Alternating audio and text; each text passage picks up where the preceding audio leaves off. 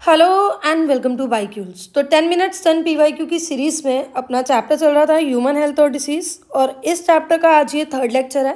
इससे पहले के दो लेक्चर अगर आपने नहीं देखे हैं तो आप देख सकते हो। तो आज का अपना पहला क्वेश्चन है, ringworm in humans is caused by. अब अगर आपने पिछले दो लेक्चर लगाए होंगे तो आपको पता होगा कि ये क्वेश्चन काफ़ी बार रिपीट हो चुका है। तो रिंगवॉर्म के पीछे रिस्पॉन्सिबल है फंजाई, और फंजाई के जो जेनेरास रिस्पॉन्सिबल हैं वो है माइक्रोस्पोरम, ट्राइकोफाइटोन और एपिडर्मोफाइटोन। कॉमन इन्फेक्शियस डिसीज है ये, और इसके सिम्टम्स क्या हैं? तो dry scaly lesions on skin या फिर नेल्स और स्कैल्प, ये सब इसके क्या हैं? सिम्टम्स हैं। ठीक है। और हीट और मॉइस्चर की प्रेजेंस में फंजाई ज़्यादा ग्रो होती है, जिसकी वजह से रिंगवॉर्म्स का इम्पैक्ट ज़्यादा देखने को मिलता है। क्लियर? तो अपना आंसर आ जाएगा ऑप्शन नंबर ए। उसके बाद सेकंड क्वेश्चन दिया हुआ है हमें दो लिस्ट दे रखी है, लिस्ट 1 एंड लिस्ट 2, हमें मैच करना है। सबसे पहले दिया हुआ है हमें साइटोकाइन बैरियर्स। तो साइटोकाइन बैरियर्स का एग्जांपल क्या है? देखो, ये सारे के सारे लिस्ट 1 में जो बैरियर्स दिए हुए हैं ये इनेट इम्यूनिटी के हैं। तो इनेट इम्यूनिटी में आप क्या क्या पढ़ रहे हो? आप 4 टाइप के बैरियर्स पढ़ रहे हो, जैसे कि फिजिकल बैरियर। फिजिकल बैरियर में स्किन सबसे मेन बैरियर है हमारे पास, जो कि माइक्रो ऑर्गेनिजम्स की एंट्री को प्रिवेंट कर रही है। और एग्जांपल्स हैं इसके, mucus coating epithelium lining of respiratory, gastrointestinal और यूरिनोजेनिटल ट्रैक्ट। ठीक है। फिजियोलॉजिकल बैरियर की बात करूँ तो फिजियोलॉजिकल बैरियर में acid in stomach, saliva in mouth, tears in eyes, ये सब माइक्रोबियल ग्रोथ को प्रिवेंट करते हैं। तीसरा है सेलुलर बैरियर।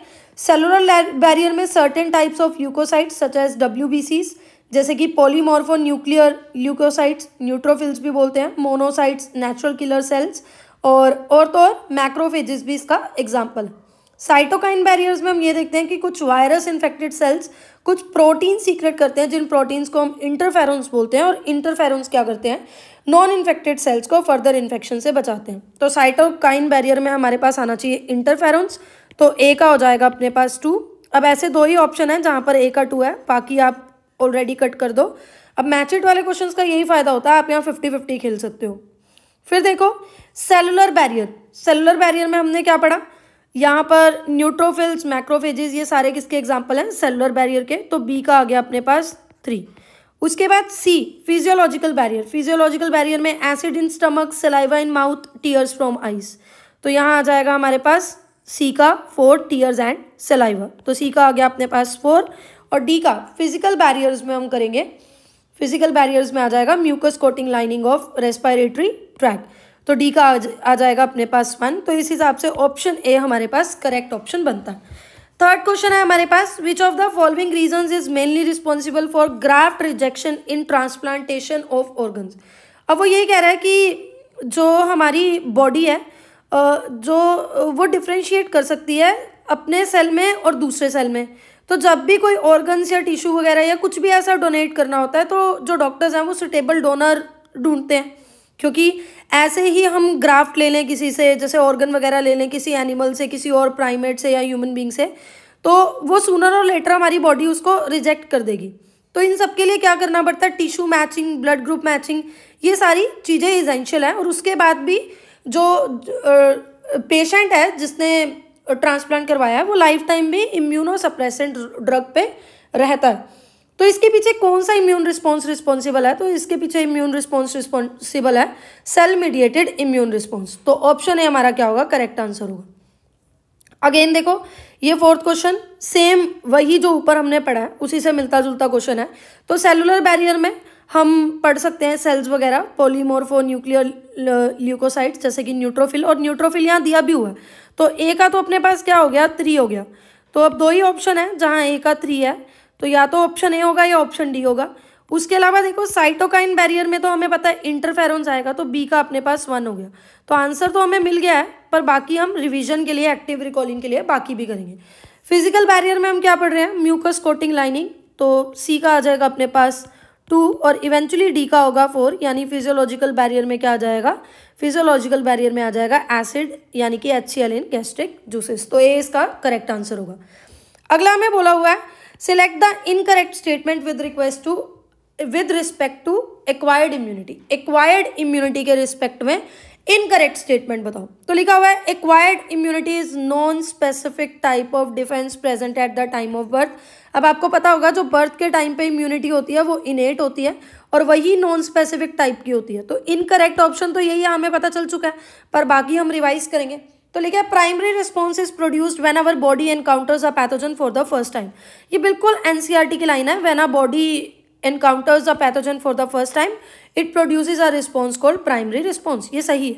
फिर लिखा हुआ है anamnestic response is elicited on subsequent encounters with the same pathogen। ये लिखा हुआ है subsequent encounters with the same pathogen elicits highly intensified secondary or anamnestic response। फिर लिखा हुआ है anamnestic response is due to memory of first encounter। ये भी सही है, memory of first encounter। तो बाकी स्टेटमेंट सही है, इनकरेक्ट वाली ऑप्शन ए में थी। फिर लिखा है अगला क्वेश्चन है आज का 6th question, autoimmune disorder is a condition where body defence mechanism recognises its own cell as foreign body. तो बिल्कुल हमारी जो बॉडी है हायर वर्टिब्रेट्स में, मतलब जो भी वर्टिब्रेट्स वगैरह हैं, इनके पास ये एबिलिटी होती है ये फॉरेन सेल्स को, पैथोजन को अपने सेल्फ सेल से डिफ्रेंशिएट कर सके। पर कई बार क्या होता है कुछ जेनेटिक या अननोन रीजंस की वजह से बॉडी खुद के सेल्स को अटैक करती है, मतलब फॉरेन सेल्स और अपने सेल्स में डिफ्रेंशिएट नहीं कर पाती और अपने सेल्स को भी फॉरेन समझ के अटैक करती है। ऐसे डिसऑर्डर को ऑटो इम्यून डिसऑर्डर बोलते हैं। तो फर्स्ट अपना सही है।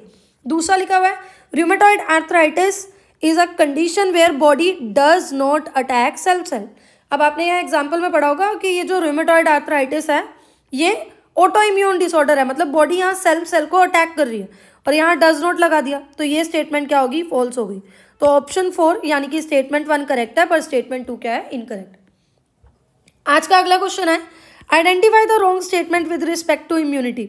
इम्यूनिटी के रिस्पेक्ट पे रॉन्ग स्टेटमेंट बताओ।